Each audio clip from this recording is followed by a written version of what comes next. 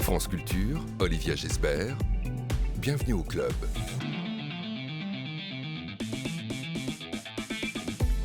Bonjour à tous et bienvenue au club. Ce midi, nous recevons Valentine Gobi pour L'Île Haute chez Actes Sud, 20 ans après La Note sensible. Dans ce nouveau roman, l'écrivaine nous guide de l'enfance au haut sommet, l'histoire d'un enfant juif qui doit se cacher sous un faux nom chez des paysans à la montagne dans les Alpes et qui découvre bien plus grand que soi. 12h50, on ouvre grand de notre côté les portes du book club de France Culture avec deux passionnés de Tolstoï, le documentariste Frédéric Wiseman, réalisateur de Un couple en salle demain, et la comédienne Nathalie Boutefeu. Guerre et paix, Anna Karénine, La mort d'Ivan Ilitch, entre autres. Avez-vous lu Tolstoï ? Sébastien Thème attend vos avis, vos recommandations. #BookClubCulture.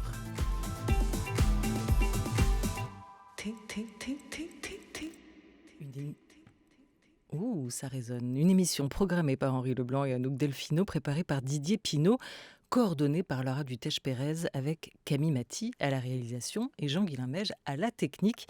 Merci à eux. Bonjour Valentine Gobi. Bonjour. Bonjour. L'île Haute, c'est la montagne à hauteur d'enfant. Ou plutôt, c'est un monde différent du nôtre. On y arrive enfant, comme l'indique cette phrase, cette citation du marquis de Custine dans Mémoires et voyages que vous avez choisi de placer en exergue de ce roman. À quel renversement de regard vous nous invitez tous les deux, parce que finalement vous vous joignez à lui, à ce marquis de Custine. C'est un monde différent du nôtre, on y arrive enfant. Ça me permet vraiment d'entrer dans le processus de création tout de suite parce que le projet était celui-là. Pas du tout revenir à l'enfance, il s'agit bien de l'histoire d'un enfant qui a 12 ans, mais l'enfance est une période de l'existence pour laquelle je n'ai pas de nostalgie et qui peut être d'ailleurs terrible à traverser. Donc il ne s'agissait pas de revenir à l'enfance, mais à l'état d'enfance, et qui est probablement d'ailleurs le propre de l'adulte, que de le rechercher, que de le retrouver. L'état d'enfance, c'est le moment où on a conscience qu'on a été enfant. Qu'est-ce que ça veut dire ? Ça veut dire être disponible au monde, prêt à le recevoir dans toute son acuité, capable de se réémerveiller constamment des premières fois, d'être dans l'ici et maintenant, tous ses sens en éveil. Et c'est à cette première fois en fait que je voulais inviter le lecteur. C'est pourquoi d'ailleurs j'ai choisi de déplacer cet enfant dans une période sans images, qui l'oblige en fait à entrer dans le paysage avec son corps avant de le découvrir sur papier, parce qu'en dehors des manuels scolaires et peut-être d'une ou deux reproductions de tableaux, la montagne est pour lui un paysage tout à fait étranger, stupéfiant. Voilà, alors c'est pas totalement sans image, parce qu'il y a effectivement assez rapidement, vous entrez dans sa tête, vous nous emmenez dans sa tête, et on se rend compte qu'il a une image, celle d'un tableau surtout de Kandinsky, intitulé La montagne, et qui montrait un monticule bleu profond, racontez-vous, cerné d'un arbre rouge et d'un arbre jaune avec des cheveux au premier plan. Il a dans la tête cette image, saisie dans un manuel scolaire et quelques gravures qui lui donner cette première impression de montagne. Et il va se rendre compte qu'une fois là-bas, ce qu'il a en face de lui, dans toute sa mesure et sa démesure, dans toute sa beauté aussi, est très loin de ce qu'il avait pu imaginer. Et on pense comprendre pourquoi, parce que en connaissant un peu Kandinsky, on voit toutes ces couleurs qui explosent en permanence sur ces tableaux. Et là, lui, il va être confronté à ce blanc, du blanc, beaucoup de blanc, une immensité de blanc qu'il n'avait pas pu imaginer et mesurer. Et du coup, avec lui, vous allez nous aider à construire d'autres images. Mais pour ça, comment ça se passe ? Il faut qu'il déconstruise, il faut qu'il écrive ou qu'il dessine son propre tableau. Il a moins à déconstruire que moi, qui vit dans un monde dans lequel les images nous assaillent en permanence. On peut croire être allé dans un paysage avant d'y avoir projeté son corps, parce que par l'intermédiaire des livres, d'Internet, on a l'illusion de voyager et d'expérimenter ce qu'en fait seul le réel peut nous offrir quand il entre en collusion avec nous. Donc vous avez raison, quelques images à déconstruire, mais assez peu. ce sont des paysages de papier. Et lorsqu'il est envoyé dans cette montagne-là, ce petit garçon qui n'a jamais rien connu d'autre que la ville, qui n'a aucun rapport à la nature, si ce n'est peut-être quelques fleurs qui traversent les grilles au pied des arbres dans le parc des Batignolles à côté duquel il habite, il est vraiment dans un impensé. D'ailleurs, cet exil arrive très soudainement, il n'y a pas été préparé. Il arrive dans la nuit, il arrive dans le noir. Il ne va découvrir la montagne que le lendemain, surgissant comme une chose totalement magique. Et, et c'est ce moment de stupeur dans lequel on n'a plus de langage pour dire l'émerveillement, l'éblouissement qui va le frapper. Le réel va venir le cogner en lui posant une foule de questions simultanées. Parce que comme vous le dites, c'est sa première montagne, c'est une étrangeté radicale, mais elle ne dévoile rien. Elle est une énigme puisqu'elle est couverte de blanc, une neige outrancière. On est dans une vallée qui est fermée par un col surmonté de 20 mètres de neige. Tous les volumes sont polis, remodelés par cette neige. Les couleurs ne sont pas présentes. On pourrait même imaginer que la montagne est sculptée dans la neige et que si elle devait fondre, la montagne entière s'écroulerait. Donc, il y a une énigme qui crée chez lui une attente, un désir, une soif aussi de connaître, de savoir. C'est finalement un rapport très érotique au paysage aussi qui se dessine en lui, puisque tout est révélé et caché simultanément. En fait, on ne voit rien ou pas grand-chose avec ses yeux. On ne voit réellement, à vous entendre déjà et à vous lire, qu'avec son corps. C'est une expérience qu'il va vivre, totale et radicale. Et c'est un roman des premières fois, comme vous l'avez évoqué. Alors Vadim, alias Vincent, il arrive de Paris, où il a grandi, dans ce village des Alpes, près de Chamonix, et on est en 1943, dans la France de 1943. Visage pâle, tant de fois revenu d'entre les morts, écrivez-vous. Vadim, il est asthmatique, et c'est aussi pour ça que ses parents l'envoient là-bas. Sa mère l'appelle ma petite locomotive. Alors que l'espace n'a cessé de se contracter autour de lui, de se condenser, ses parents l'ont envoyé prendre l'air là où l'oxygène est sans limite, là où l'air est pur, et il va être accueilli par un couple, Blanche et Albert. Vadim, il a 12 ans, et là-bas, il va découvrir tout, on le disait, hein, Valentine Gobi, la mesure et la démesure, et il va être subjugué, statufié. Ça va être une surprise totale pour lui. Il va tout devoir essayer de comprendre et d'imaginer.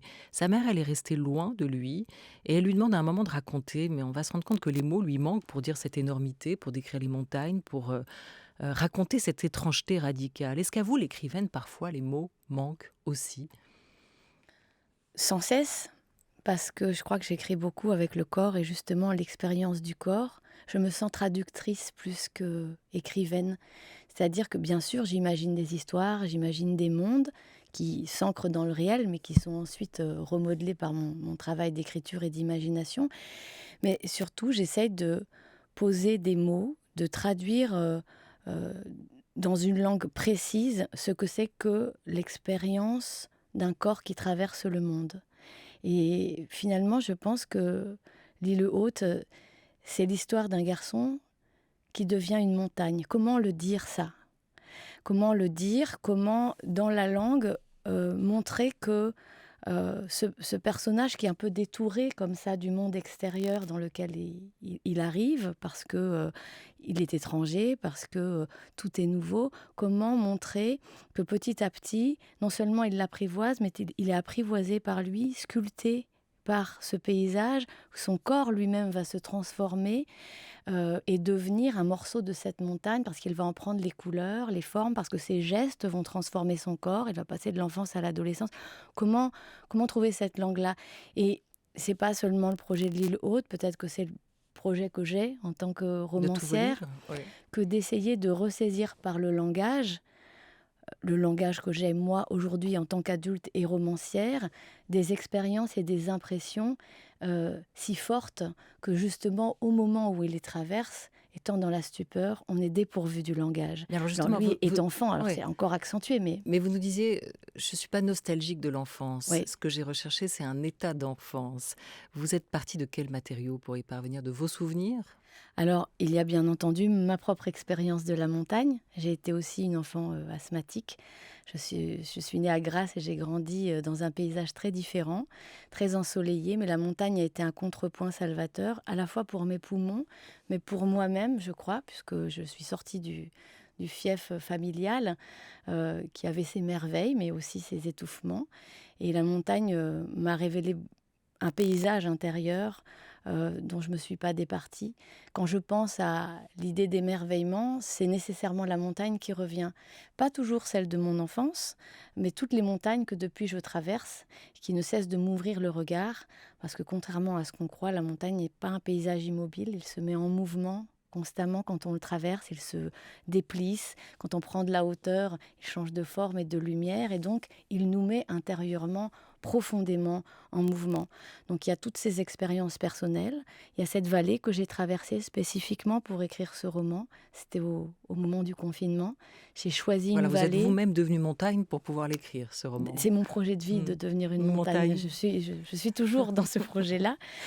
Et j'ai découvert cette vallée sur une carte. Et puis pendant le confinement, j'ai eu la chance de pouvoir y retourner tous les mois avec des attestations de travail de ma maison d'édition. Et j'ai mis mon corps en fait au service de ce projet puisque j'ai eu la chance de rencontrer une montagne, on va pas dire tout à fait revenue à son archaïsme, mais en tout cas privée de ses touristes, des machines qui nous empêchent d'entendre les bruits ténus de la nature, les odeurs. J'ai pu traverser avec tous mes sens ce paysage-là qui était presque similaire à celui d'un livre de contes et donc très proche de celui que découvre Vadim Et dans, vous avez dans réussi à ces en années-là. redescendre? Vous avez réussi à en redescendre de Je ne votre compte pas montagne? en Non. redescendre. Je ne compte pas en redescendre parce que ce livre m'est arrivé comme un présent formidable au moment donc de ce confinement, qui était une grande période de vide et d'angoisse, dans lequel j'ai eu un désir de beauté et d'émerveillement immédiat. Et j'ai redécouvert comment recréer cet état d'enfance à l'intérieur. J'ai essayé de le traduire dans un livre, mais c'est maintenant pour moi un état durable, une lumière de laquelle je n'ai pas du tout envie de m'éloigner. Devant ces montagnes, nous dites-vous, Vincent fait l'expérience simultanée de l'instant et de la durée, du présent et d'un passé sans fond. Il se raccorde à des temps si anciens qu'il en a le vertige. L'île haute, c'est aussi l'île aux enfants, avec la petite Anne, alias Moinette, Vadim, Vincent, qui va apprendre le langage de la montagne avec elle. Un roman d'apprentissage, mais à deux voix. Vous pensez qu'au fond, on n'apprend jamais seul. Vous vouliez qu'il soit accompagné dans cet apprentissage aussi, votre Vadim Vincent?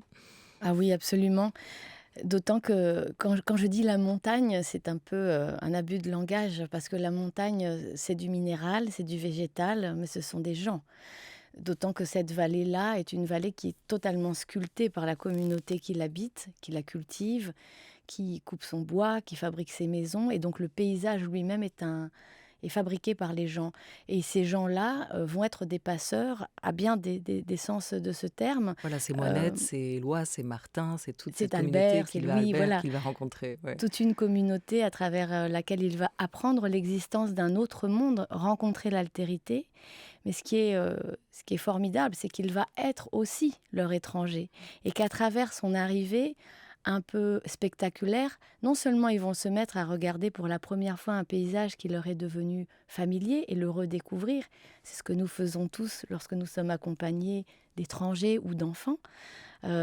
C'est très beau qu'ils regardent pour la première fois une montagne, alors qu'ils vivent dans la montagne. Mais son arrivée révèle aussi l'existence d'un autre monde, de l'autre côté du col, un monde dans lequel les enfants vivent sans les animaux, sans la nature, sans un travail à accomplir quotidiennement, où les enfants jouent, mais où aussi la tragédie est présente alors que dans cette montagne-là, elle semble en être exclue. Donc pour eux aussi, c'est une grande découverte, l'arrivée de ce garçon. Alors il va y avoir notamment Martin, on le disait, qui a une incroyable collection de goûts, d'odeurs, de bruits, de sensations à sa disposition et à qui Vincent Vadim va demander des listes de mots qu'il changera en sons, tandis que les lettres résonnent en lui comme des couleurs. On parlait des voyelles à l'instant. Et il va se rapprocher ainsi de Kandinsky au fur et à mesure et rajouter au blanc d'autres couches de couleurs extrêmement vives. Avec la montagne, la peinture, c'est l'autre motif de ce roman. Et c'est intéressant de voir comment vous transformez, vous, ces images, et passez parfois de l'abstraction ou du concret à l'abstraction. Vincent, il va assister notamment à un velage, la naissance d'un petit veau, et qu'il va comparer à un atroce tableau cubiste. Toutes ces images que vous maniez et remaniez pour nous. Je voulais juste revenir sur l'importance de voir tel que vous le racontez. Vincent, il veut voir, il veut soulever la neige, il veut soulever le clocher, il veut voir toutes les choses cachées, écrivez-vous, Valentine Gobi, dans ce roman. Il n'y a que deux lettres qui séparent voir et savoir. Au fond, derrière tout ça, qu'est-ce qu'il veut savoir? Qu'est-ce qu'il veut apprendre? Qu'est-ce qu'il veut comprendre? Et là, c'est pas le comment, c'est le pourquoi. Je pense il veut voir à l'intérieur de lui. Parce qu'il va se rendre compte d'une chose, vous parlez beaucoup, c'est vrai, des images qui sont dans ce livre, qu'il va créer lui-même parce qu'il les projette sur la neige, n'ayant pas d'autre possibilité d'imaginer le paysage. Il y a les tableaux auxquels je fais référence, Kandinsky, le fait qu'il soit synesthète et que, écoutant des mots, en effet, lui apparaissent des couleurs et des formes. Mais finalement, c'est surtout que la vue l'appauvrit. Il se rend compte qu'il n'a peut-être pas besoin, en fait, de ses yeux pour appréhender le paysage et la montagne. Et ce personnage de Martin le formule très clairement en lui disant « il faut que tu vois en aveugle ». Et voir en aveugle, ça veut dire être conscient qu'on a des yeux partout, dans ses oreilles, dans son nez, dans sa bouche, dans chaque pore de sa peau. Et ça va le déployer, le déplisser totalement en miroir de cette montagne, saison après saison. Il va, comme elle, se découvrir, prendre de nouvelles formes. Et je crois que c'est ce savoir-là, qui n'est pas du tout encyclopédique, qui est celui qui est le processus avec lequel on grandit et on se coltine au monde réellement, est extrêmement précieux. Pendant ces 3 saisons-là, il va trouver sa place vraiment en tant qu'être humain de chair et de sang dans ce paysage. Valentine Gobi, ce n'est pas un roman pour la jeunesse, c'est pas de la littérature jeunesse. C'est un roman que vous avez composé pour les adultes, mais où les héros sont des enfants. C'est particulier comme écriture pour la romancière que vous êtes, ce positionnement. Alors, j'écris pour la jeunesse aussi. Justement, et en effet, mais c'est pas le cas dans ce roman. C'est ça, vous avez bien posé la question du processus de création. Il y a écrire pour et écrire avec. Et quand j'écris pour la jeunesse, je me glisse à l'intérieur d'un personnage, souvent à la première personne du singulier. Je m'adresse à mon lecteur. Là, j'écris avec l'enfant. C'est-à-dire que j'essaye d'exhumer en moi, d'aller chercher ces sensations vraiment de disponibilité extrême au monde. Et finalement, c'est pas Vadim qui se déconstruit dans son rapport au monde, c'est moi. C'est moi en tant qu'adulte qui tente de revenir à ce savoir premier de l'expérience, de l'ici, du maintenant, en laissant de côté tout ce qui me mettrait dans une position de surplomb de par mon expérience. Ça ne veut pas dire que la langue est celle des enfants, bien entendu, puisque j'arrive nourrie aussi de toute une culture de la montagne qui me sert à exprimer ce que c'est que l'étrangeté quand je convoque Victor Hugo, ou bien Saussure, ou bien Naudier, ou bien Turner, ou bien Caspar Wolf. C'est pour exprimer la manière dont les artistes ont cherché à leur façon à rendre compte de ce que c'est qu'une première fois et qu'un émerveillement avec leur propre écriture, avec leurs moyens qui sont les lumières, les couleurs, le langage, pour essayer de communiquer à l'autre ce que c'est qu'une première fois et qu'un émerveillement. Mais ça n'est pas du tout pour arriver avec une expérience qui déflorerait cette magnificence des premières fois de l'enfance. Donc écrire avec l'enfant, c'est pas tout à fait la même chose qu'écrire pour l'enfant. Valentine Gobi est notre invitée à l'occasion de la parution de L'Île Haute, son nouveau roman, chez Actes Sud. Il y a des mots, il y a des images qui ouvrent grand les espaces et les champs des possibles. Il y a aussi des voix qui peuvent faire ça, et c'est le cas, je crois, vous me le direz, d'Agnès Obel. Il est 12h21 sur France Culture.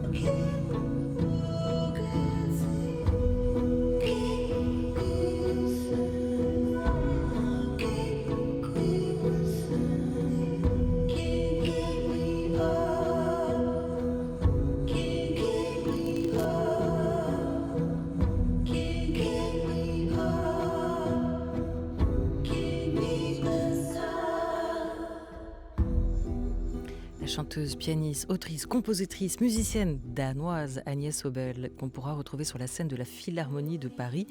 Ce sera les 22 et 23 octobre cette année, Agnès Obel avec ce titre « Can't Be » sur France Culture. Avec nous, la romancière Valentine Gobi, vous évoquiez tout à l'heure votre fief familial, que vous aviez un peu le désir, un peu l'envie de fuir. En tout cas, ça vous avait fait du bien. À l'époque, quand vous étiez parti enfant de Grasse pour vous réfugier dans les montagnes et y trouver la source d'un air pur. Pour votre jeune héros, Vincent, Vadim, avec ce double prénom qu'il peut avoir, et non sans raison, puisqu'il va aussi se réfugier dans les montagnes en 1943, en France, il y a un fief familial qui est pris d'assaut à ce moment-là. Un père qui a disparu. On est en pleine guerre et la traque des Juifs est bien présente. Et c'est l'arrière-plan de ce roman aussi. Vous y revenez, et vous y revenez presque 10 ans après Kinderzimmer, qui était un de vos précédents livres, qui racontait l'arrivée de Mila, enceinte de 22 ans, dans un camp de concentration, celui de Ravensbrück en 1944.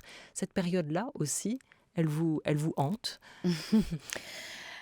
Je la connais un peu et j'ai beaucoup étudié cette période pendant mes études. Et donc, je crois que je l'habite assez bien.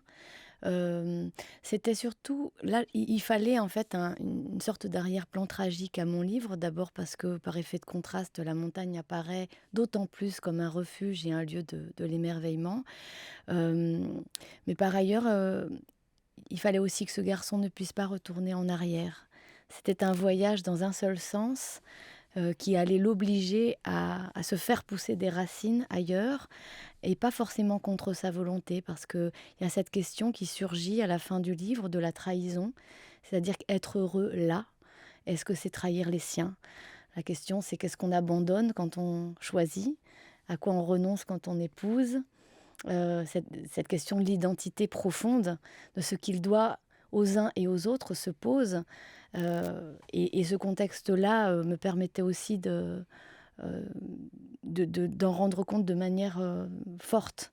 Mais oui, c'est par ailleurs, il se trouve que c'est une période qui compte pour vous qui et qui compte, revient. oui. Ouais, voilà comment peut-être Vincent Vadim va devenir, nous le verrons en lisant ce roman, un enfant de l'île Haute. On a beaucoup parlé de peinture, mais on n'a pas beaucoup parlé de lecture. Est-ce qu'il y a des livres qui ont nourri ce roman? Est-ce que vous êtes, vous, une lectrice de récits d'expédition, de récits de voyage? Est-ce que des livres vous ont mené sur cette piste-là? Alors, ce ne sont pas des livres qui m'ont menée sur cette piste-là, parce qu'il se trouve que j'ai eu la chance, vous avez mentionné mon territoire d'enfance, mais j'ai vraiment appréhendé le monde par le corps. Et cette explosion d'essence, je la connais depuis que je suis toute petite.